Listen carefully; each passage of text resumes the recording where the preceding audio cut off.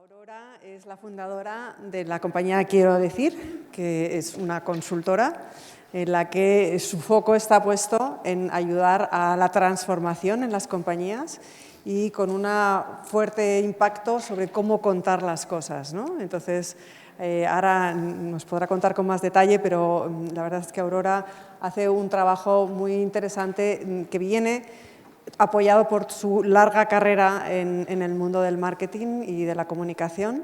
Aurora estuvo, digamos, más de 20 años o incluso podemos decir más, trabajando en agencias. Trabajamos juntas en alguna de ellas.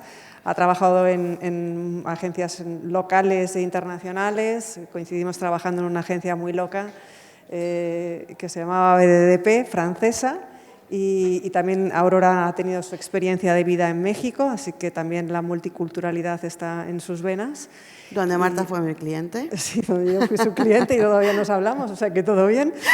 Y bueno, además compartimos juntas, que por eso casi nos ponemos que parecemos que estamos haciendo el vídeo de la escuela, y compartimos juntas la asignatura de branding en el máster de marketing que lidera Eva, que está por aquí, que la hemos conocido antes. Así que yo creo, Aurora, que sin más te dejo el escenario y te agradezco mucho que estés por aquí. Bueno, me agradezco yo, ¿no?, a la Fundación que cuente conmigo para esto.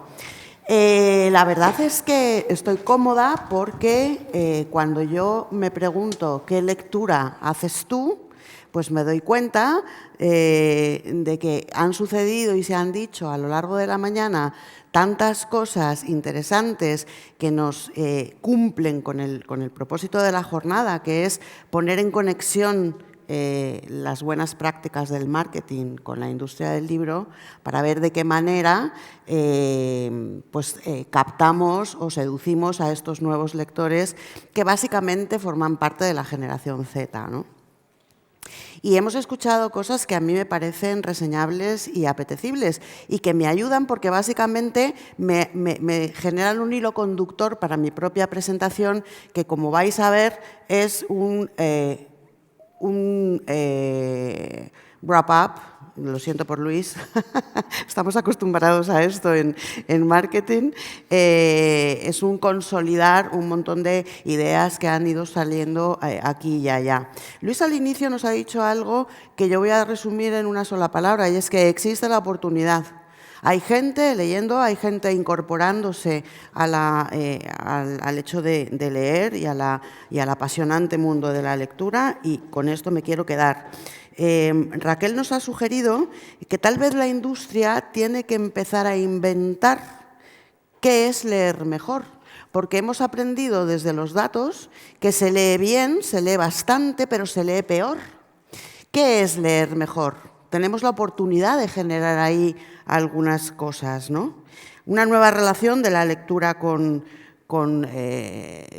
las personas y con la creación de otros contenidos. Me ha encantado cómo se ha ido repitiendo a lo largo de la mañana la idea de la fragmentación, de la atomización, la idea de la oportunidad de crear en lugares distintos, ¿no?, en nichos distintos. Ya no existe esta hegemonía o esta homogeneidad en ninguna de las industrias y en ninguno de los ámbitos que hemos escuchado esta mañana, ¿no? Bueno, pues hay pequeñas oportunidades, hay maneras de trascender la idea de la industria del libro. Igual es buena idea esto que nos decía Adrián, de no pensar en la industria del libro, sino en la industria de la creación de historias, ¿no? Toda la ponencia, que lamentablemente me he perdido, la mesa redonda esta, ¿no?, todos viven fuera del ámbito convencional de lo que se entiende que son sus puestos de trabajo o sus marcas, ¿no? Están siempre mirando más allá. Esto me ha interesado muchísimo. Se ha hablado de alianzas. Qué importante. No sé si camináis muy solos. Es una industria tal vez un poco atomizada. Hay editoriales y hay libreros y hay escritores y no sé si cada uno está mirando en su carril, ¿no? Las alianzas, qué importante, ¿no? Generar conversación con otros, viene a redundar un poco en esa idea. Bueno, Siento que voy a hacer mucho más una recapitulación, y no me salía la palabra, a lo largo de lo que voy a contar más a continuación, ¿no? Yo la lectura particular que os propongo la hago desde el branding. Ya os han contado que soy cotitular de la asignatura en el máster de la Fundación, pero además es que también ha salido, lamentablemente para mí, que hace más de 30 años que me dedico a esto, entonces parece que algo habré aprendido, ¿no? En el branding tocamos muchísimos aspectos, muchísimos ámbitos. Yo me he quedado con 5 y 5 de los cuales solamente voy a dar algunos titulares porque me han parecido como lo más reseñable. Hablamos de la identidad de las marcas, de su desarrollo, de la comunicación, de la experiencia. Bueno, lo vamos a ir viendo. Cuando hablamos de identidad en las marcas, hablamos de dos planos bien distintos. El inmediato, el próximo, el evidente, el tangible, el que a todos nos viene a la cabeza. ¿Cómo es el eslogan? ¿Cómo es el logotipo? ¿Cuál es la paleta de color? ¿Qué es lo inmediato? Lo superficial, ¿no? Lo tangible, lo físico. Pero las marcas tienen detrás una identidad, las que saben funcionar y las que quieren hacerlo bien, mucho más profunda. Una identidad que tiene que ver con un propósito, que tiene que ver con su razón de ser. ¿Bien? Bueno, pues digamos que en este primer plano más fugaz o más inmediato, vemos como en otras generaciones que la generación Z, si hacemos estas traslaciones que yo quiero ir haciendo todo el rato hacia la generación, tiene un amplio rango de estéticas, de expresiones, de inmediatez y como en tantas otras generaciones, unas han generado o han contribuido a generar, ¿no?, su contratendencia, ¿no? Y no me voy a detener aquí en cuáles son, por supuesto no están todas, son más que meros ejemplos, no quiero que os aprendáis los nombres ni va por ahí la cosa.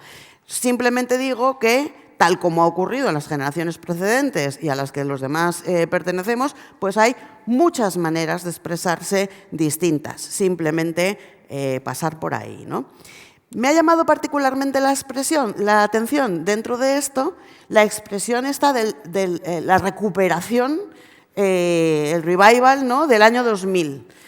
Me ha llamado poderosamente la atención porque siento que muchos de los más mayores, de los boomers, todavía no han entrado en conexión con su ser digital, todavía no se han aproximado a lo que es la transformación tecnológica y ya hay una generación echando de menos las tecnologías más primitivas, ¿no? Ojo que se nos escapa el tren demasiado, ¿no? Tiene que ver con la estética, tiene que ver con qué se visten, cómo nos vestíamos al inicio de los 2000, tiene que ver con echar de menos pues la Nintendo, la PSP, esos móviles que no eran smartphones todavía, esas tecnologías que de repente ya hay una nostalgia ahí, ¿no? Bueno, pues no es más que una curiosidad. Me interesa sobre todo hablaros de la identidad, de este otro plano más profundo que podemos estudiar y que queremos traer aquí. Mirad, en esta generación, como en todas y a pesar de lo jóvenes que son, hay gente destacando en una amplia cantidad de ámbitos, ¿no? Hay gente en los deportes y en la cultura y en el activismo y en las reivindicaciones, ¿no? Y, bueno, pues no habitan un agujero de gusano, no son materia cósmica transitando en un agujero espaciotemporal que es a veces como sentimos que les percibimos nosotros. O tal vez sí, no lo sé, porque resulta que Rodrigo Taramena, que es un estudioso de cómo la tecnología está afectando a las conductas y comportamientos de los seres humanos y viceversa, Nos dice que, le escuché en un podcast una cosa que me pareció, una analogía que me pareció interesantísima. Dice, no es como cuando se inventó la electricidad o se incorporó a nuestras vidas la electricidad, no es como cuando incorporamos Internet, todos hemos vivido esa parte, ¿no? Nuestra vida sin Internet y nuestra... Dice, no, esto es como cuando en los albores del Renacimiento los cartógrafos dibujaban el mundo conocido, encapsulaban aquellas geografías de las que sí tenían conocimiento y ponían al otro lado de esas olitas monstruos marinos y dragones, ¿no? Bueno, pues ahí estamos ahora. La diferencia entre esta nueva generación y la nuestra es que ellos sí están dispuestos a navegar detrás de esas olitas hacia los dragones y los monstruos marinos. No es que lo sepan mucho más, lo están inventando a medida que crecen. Nuestra gran reticencia, digamos, es que podemos seguir permaneciendo a este lado del mapa conocido. Y empiezo a cuestionar si eso tiene sentido o nos lleva a algún sitio, ¿no? Digamos que la gran fractura en esta diferencia generacional es que nada es privado. Hemos estado aquí hablando todo el rato de las comunidades, de cómo generar comunidad, de cómo se generan esos intercambios. Nada es privado, todo sucede ahí arriba. Y vamos a ver qué consecuencias tiene eso, ¿no? Y la noticia es que eso no les convierte en incapaces emocionales, ni muchísimo menos. Son una generación guiada por intereses y pasiones. Nosotros seguramente nos guiábamos por otros principios, que sea el sentido del deber, o que sea la continuidad de una saga familiar, que como todos son abogados, pues yo también lo soy, o que sea la sensación de que nos incorporábamos a un sistema con el que si nos comportábamos de manera adecuada, nos retornaría prosperidad y progreso. Y eso saben que a ellos no les va a pasar. Vamos a ver algunas características identitarias de esta generación que no os van a resultar nuevas porque se han ido hablando a lo largo de toda la mañana entre unos ponentes y otros, entre unos conversadores y otros. Son diversos, integran de la manera más natural distintas procedencias, distintas religiones, distintas razas, distintas preferencias sexuales. Son impacientes. Lo quiero todo y lo quiero ya, podría ser una máxima. Son ansiosos. Su umbral de tolerancia a la frustración es pequeñísimo, pequeñísimo. A ver cómo gestionamos eso, cómo manejamos eso, cómo se nos escapan de la pecera cuando queremos tenerles, ¿no? Recogidos. Son visuales. ¿Qué preguntas pertinentes e impertinentes nos tenemos que hacer como industria para entender de qué manera esta característica identitaria de lo visual está compitiendo o ayudando a nuestra industria, a la creación de historias? ¿Qué preguntas no nos hemos hecho? ¿Qué formatos no hemos inventado? ¿Qué caminos para llegar a ellos no tenemos todavía? Son críticos. Tienen espíritu crítico. En algunas ocasiones oigo a mi generación, e incluso a los millennials, hablar de la generación Z como criticones, pero no críticos. No es verdad. Hemos visto revoluciones desde el más extremo oriente, pasando por casi todo el planeta hasta el Perú, ¿no? Claro que tienen espíritu crítico, claro que no están dispuestos a tragar con esos dragones que puedan ser la intolerancia, los sátrapas y los autócratas, ¿no? Son colaborativos. Ha habido una gran conversación acerca de lo difícil que es colaborar. Son menos competitivos de lo que éramos nosotros, que éramos solo competitivos, sin colaborar. No, son muy competitivos, pero saben colaborar, lo son y lo hacen desde el compartir conocimiento y el compartir experiencias. Son adaptables, pragmáticos y resilientes. Son los hijos de la pandemia. Son los niños que han crecido con esta sensación, ¿no? De que hay que adaptarse y de que hay que ser resilientes. Son auténticos, lo hemos visto a lo largo de la mañana también. Qué importante el mostrarte genuino, el ser veraz. Mirad, ahí fuera está todo lleno de contenido fake, de bulos, de cosas que son inverosímiles, ¿no? Y sin embargo, ellos necesitan y se reprochan el no ser auténticos y el no ser genuinos. Y son emprendedores. Yo recuerdo en mi generación, ¿no? El sueño era tener una nómina para toda la vida, instalarte en tu zona de confort, no cambiar de trabajo y, por supuesto, muchísimo menos de disciplina. No había que reaprender nada y ahí estábamos tan a gustito, ¿no? Bueno, pues ellos son emprendedores, tienen ganas de tirarse al mar de lo desconocido, de las incertidumbres y aceptan que existe la posibilidad del fracaso. Aceptan que existe ahí fuera un montón de cosas que pueden hacer que tengan que recular y volver a emprender o volver a inventar cosas. En todo caso, todos tienen esta experiencia de monetizar en ocasiones aquello que suben a las redes y que ven que tiene éxito. Son emprendedores. Hemos visto, ¿no? Qué interesante ha sido el descubrir estas capas de las que nos acaban de hablar, ¿no? Yo en esta parte de la espiritualidad quería poner el ejemplo de Rosalía, quería poner el ejemplo de, más allá de la genialidad de la obra, que a mí me lo parece y os invito mucho a que lo escuchéis si no lo habéis escuchado todavía, me parece que esta exploración de la santidad, de la trascendencia, de entender cómo desde otras culturas y desde otros lugares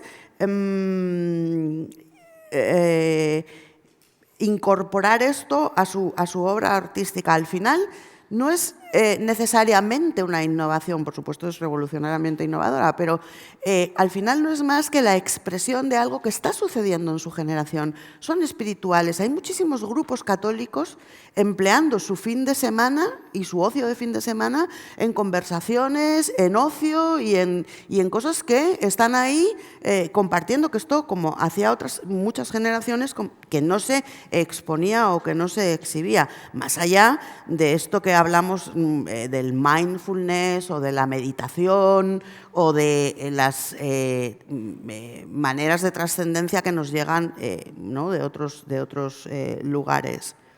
Cuando pongo aquí que son creativos, lo que quiero decir con esto no es que sean más creativos de lo que éramos nosotros como... no son más creativos de lo que éramos nosotros como generación, no necesariamente. Lo que sí hacen es apreciar y aplaudir la explotación del lado derecho del cerebro. Nosotros durante el siglo XX vivimos en una generación y en una época en la que se premiaba particularmente el pensamiento lógico, secuencial, pasito a pasito, una cosa detrás de la otra. Molaba ser ingeniero, era lo que había que ser en este mundo, ingeniero. Ahora no, ahora entre ellos se dan cuenta de que el pensamiento desestructurado, el pensamiento mético, el pensamiento desenfocado, la conexión entre cosas que aparentemente no conectan, son enormemente premiadas, enormemente aplaudidas.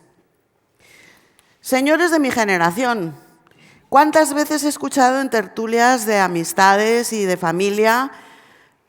Estos chicos son unos irresponsables. Mentira. Están altamente comprometidos, saben perfectamente a dónde quieren ir con sus vidas y no son unos irresponsables, al contrario. Cuando yo le pregunto a ChatGPT, oye, ¿qué me puedes contar que yo le pueda contar luego a la gente a propósito de todas estas características que hemos visto?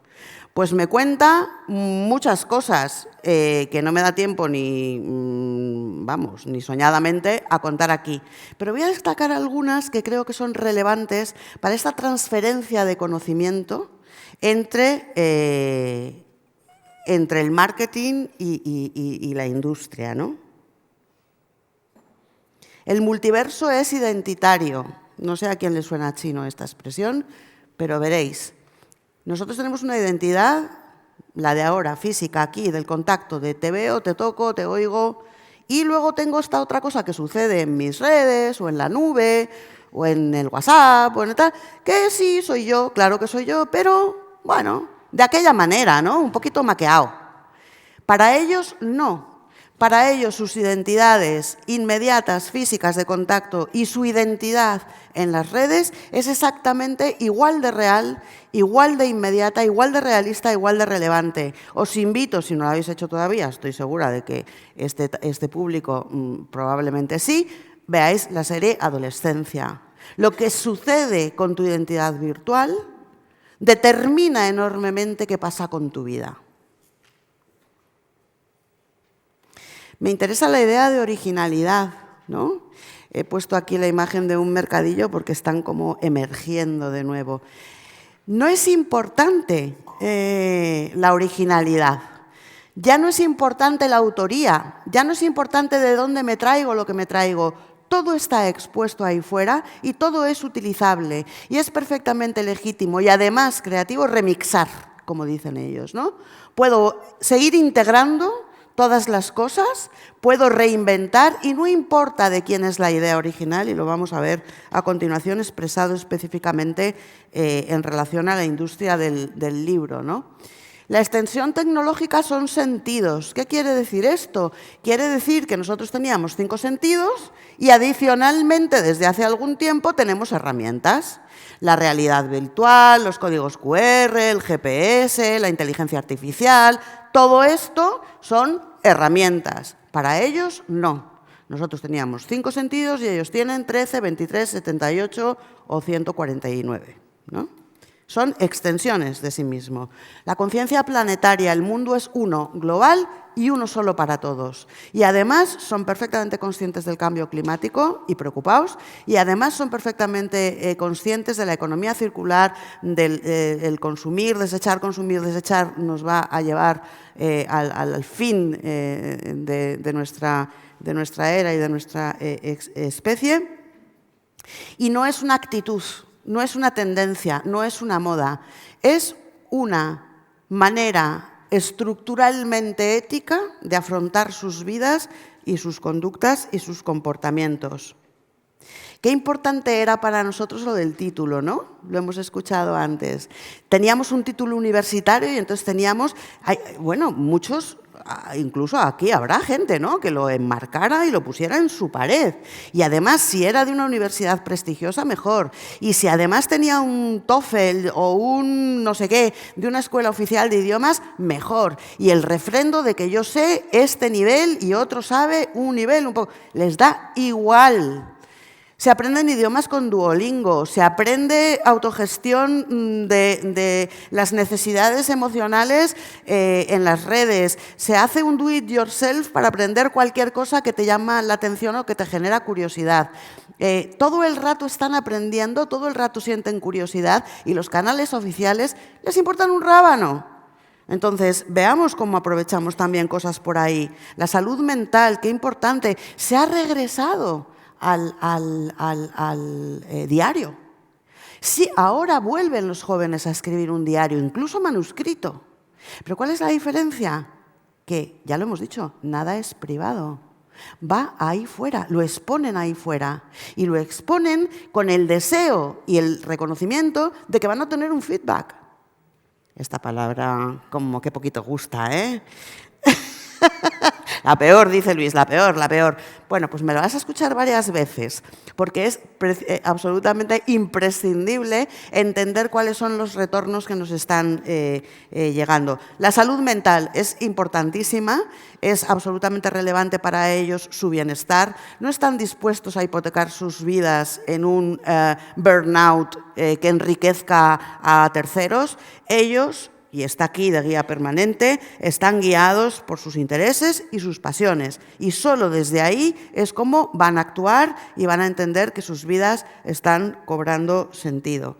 Y me interesa esta otra cosa adicional que disfrutamos tantísimo todos, ¿no? O sea, no hay acontecimiento político, social, económico, cultural o de cualquier índole que no esté al momento siguiente en un intercambio de memes, de chistes, de comentarios que son absolutamente brillantes y que nos hacen reír a todos con una ironía maravillosa. Es una generación con sentido del humor.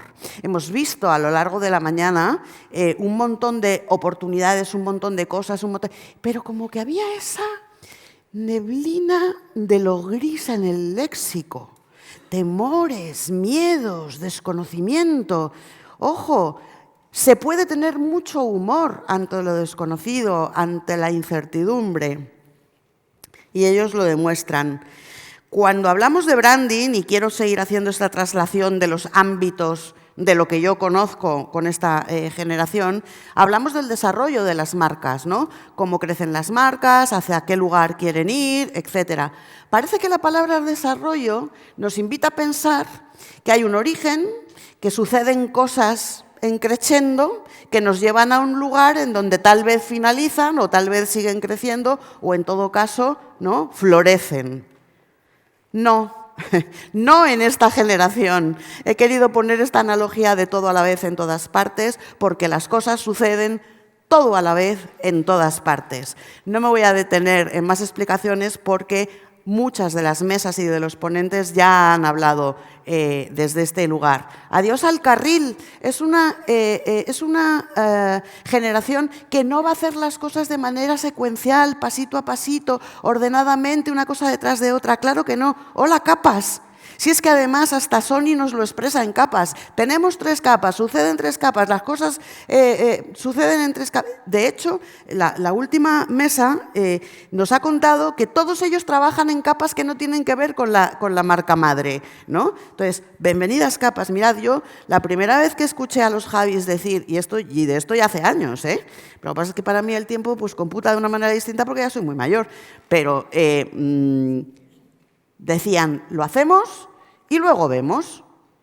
¿Pero cómo lo hacemos y luego vemos? Si yo toda mi vida, primero vemos, diseñamos, calibramos que no haya errores, nos molestamos en pensar que no nos vamos a equivocar, aseguramos el paso y luego ya damos el paso, lo ponemos en acción.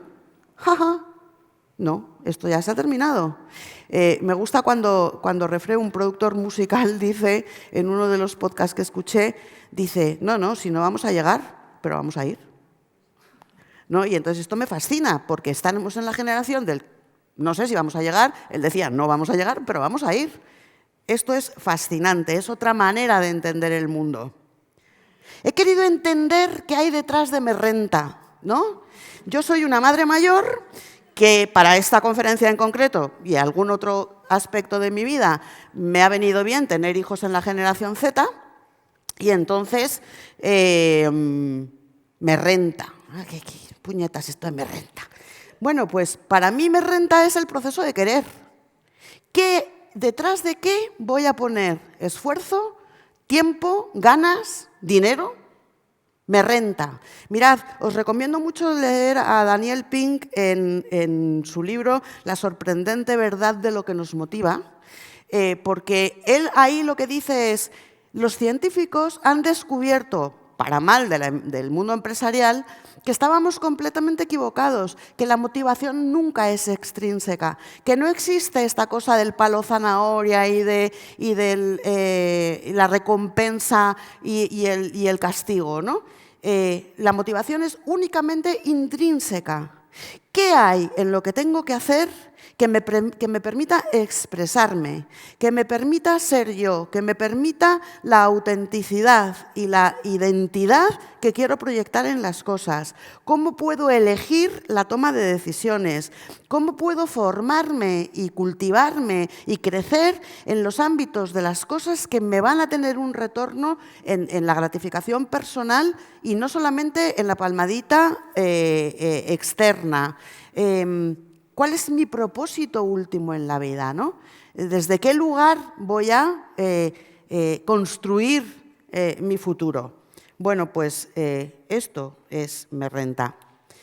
Aaron Dignan es un señor al que yo consulto muchísimo porque en los procesos y en los talleres que hacemos en Quiero Decir, haciendo preguntas difíciles a propósito de resolver asuntos de la cultura de las organizaciones y transfiriendo también muchos conocimientos desde el planning estratégico de las marcas y de la construcción estratégica de soluciones, explica que aunque nosotros utilicemos de manera habitual complejo y complicado como perfectamente sinónimos, a él le parece que es mejor que entendamos que lo complicado se resuelve. Lo complicado, por complicado que sea, termina en una solución. Lo complejo no. Lo complejo crece, se modifica, se resuelven las partes complicadas de lo complejo, pero nunca se resuelve, fluye.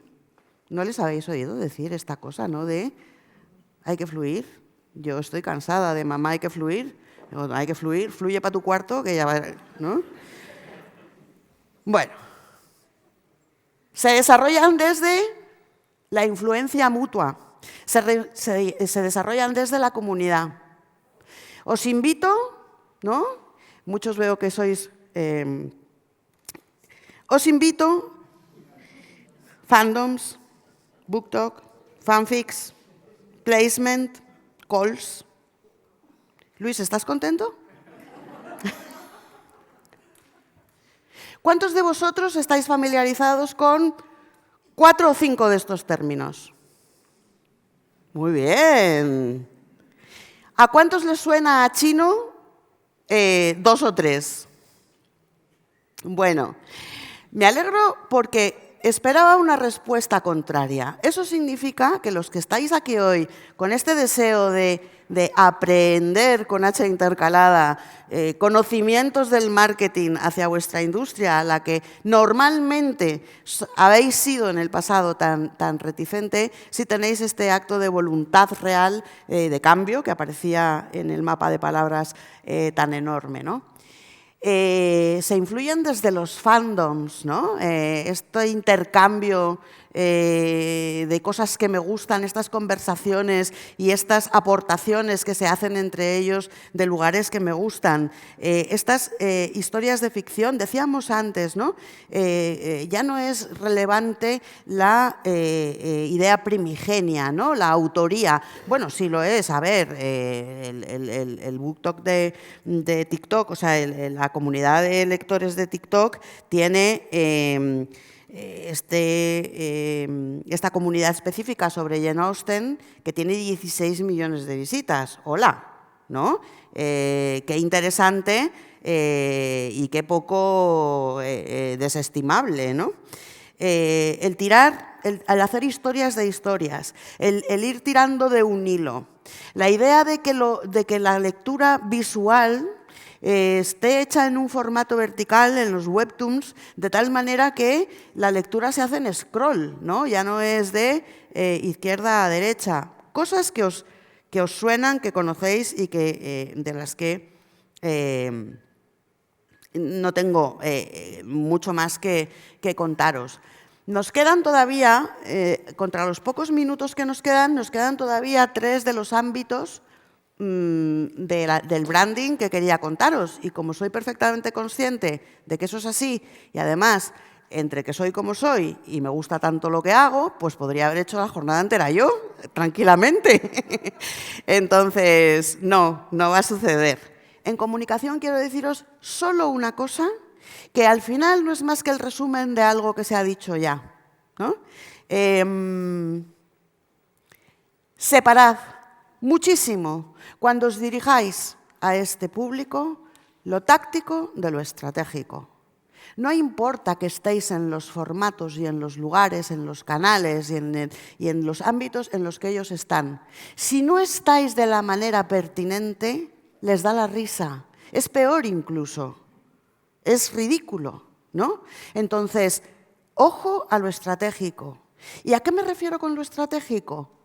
Ya no se comunica desde lo que se dice, se comunica desde lo que se hace.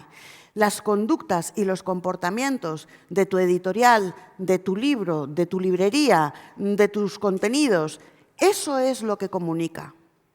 E incluso corrigiendo algunas de las cosas que se han dicho hoy aquí, ni siquiera es importante el qué o incluso el por qué, sino el para qué. ¿Para qué? ¿Qué me está aportando? ¿Cuál es la relevancia para mis intereses y pasiones? ¿Qué es lo que hemos dicho que les guía? ¿Qué está construyendo sobre esa motivación intrínseca o interna? ¿Qué es lo que yo estoy tratando de construir para mi futuro? Ojo, separad mucho lo táctico de lo estratégico y cuando sea preciso, compartid, dejaros ayudar, etc. Experiencia, ¡buah! Hemos tenido un largo recorrido por la experiencia a lo largo de toda la mañana. Me consta que vamos a tener mucha experiencia a lo largo de la tarde. Vamos a ver qué podemos encontrar aquí. Pues algunos titulares también, un poco titulares sueltos, ¿no? Ellos tienen como esta gratificación exhibicionista de poner en las redes cosas que les molan y que de las que esperan un aplauso, un retorno, un viva, un miles de likes y un eres lo mejor que me ha pasado en la vida. ¿Cómo podemos, desde la industria del libro, desde el cómo está organizada o desde la innovación y renovación que vayamos introduciendo, hacernos cargo de esta gratificación exhibicionista? Se está poniendo de moda hacerte fotos y subir selfies con el libro que te estás leyendo. Bueno, pues desde ahí tiremos del hilo. ¿Qué preguntas de nuevo no nos hemos hecho? ¿Qué cosas no estamos construyendo? ¿Cuál es ese otro horizonte al que nos invitaba a pensar Raquel Espantaleón de qué otra manera nos relacionamos con la lectura? FOMO. Todos sois conscientes de que esto es fear of missing out.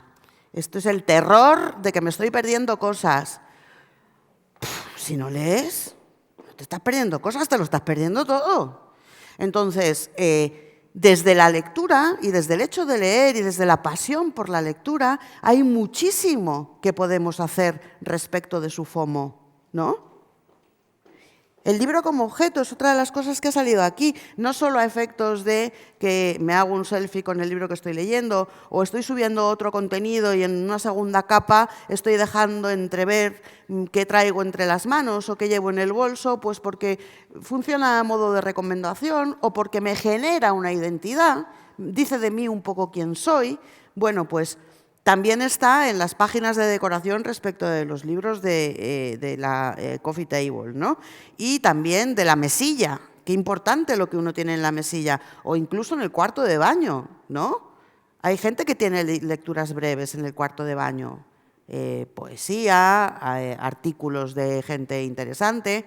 Mi padre puso una vez en el cuarto de baño de una casa en el campo. El cuarto de baño es el único sitio filosófico que va quedando en estado puro. Y lo tenía allí pegado, ¿no?, con sus ladrillos. Bueno, pues se están utilizando muchos espacios para lecturas breves, que si espero al tren, que si estoy subido en el tren, etcétera, ¿no?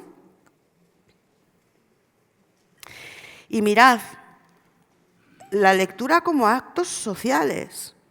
No sé si hemos hablado mucho de esto aquí hoy. Parece que el marketing sea una disciplina más apegada a la frivolidad, ¿no?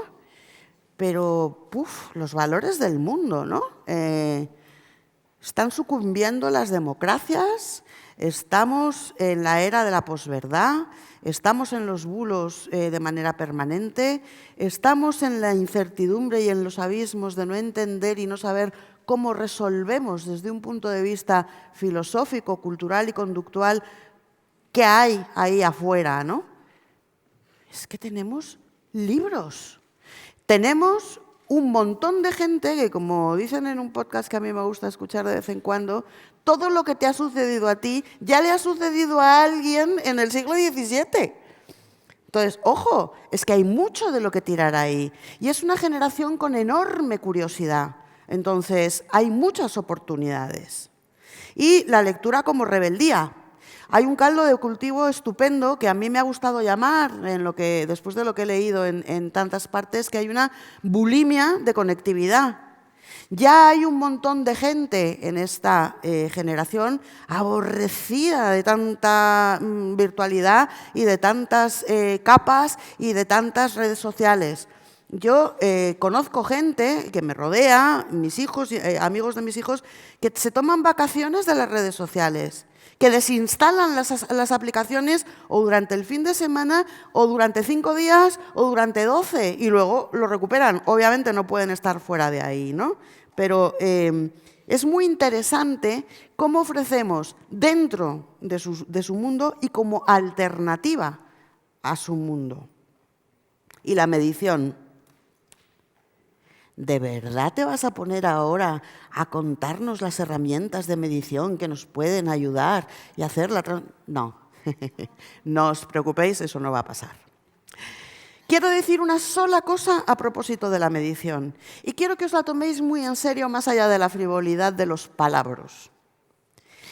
La medición pasa por entender de manera permanente cuál es la retroalimentación sobre lo que estamos haciendo ahí fuera. Incluso si tiene éxito, nada es permanente, todo es efímero. Señores, feedback, feedback, feedback. Entender todo el rato qué me retorna de lo que estoy diciendo, de lo que estoy haciendo, de las conductas que tengo, de la propuesta que hago de intervenir en la conversación con esta generación. ¿Qué está pasando? Continuamente. Y luego también quiero haceros una puntualización interesante, porque parece que todo esto, que la gente joven, y además, claro, coincide, que todo este suceso de abismo intergeneracional sucede en el preciso instante en el que ellos están siendo adolescentes. Es decir, que súmale, ¿no? Entonces, esto no lo hacen desde la arrogancia, por mucho que nos parezca que lo hacen desde el dominio, la arrogancia, la utilización de un léxico que no nos llega, la utilización de una ironía digital y de unos memes y de unas cosas que yo a veces lo miro y digo, ¿y cuál es la gracia, no? Bueno, y ellos se parten la caja. Y bueno, pues claro que están estas cosas tácitas y del lenguaje solo de su generación, sin ninguna duda, ¿no? Pero lo hacen desde una vulnerabilidad absolutamente enternecedora. Tienen miedo, porque este mundo de dragones que hay al otro lado de las olitas, de la cartografía del mundo tal como lo conocemos ahora, también es un abismo para ellos, también es enormemente desconocido para ellos, también es enormemente desconocido cómo relacionarse en un ámbito que solo es incipiente. Faltan 3 generaciones para que esto les resbale, ¿no? Me pregunto qué lectura haces tú. Y yo lo que creo es que, primero, hay mucho que leer en esta generación y en estas oportunidades, lo hemos visto a lo largo de toda la mañana. Segundo,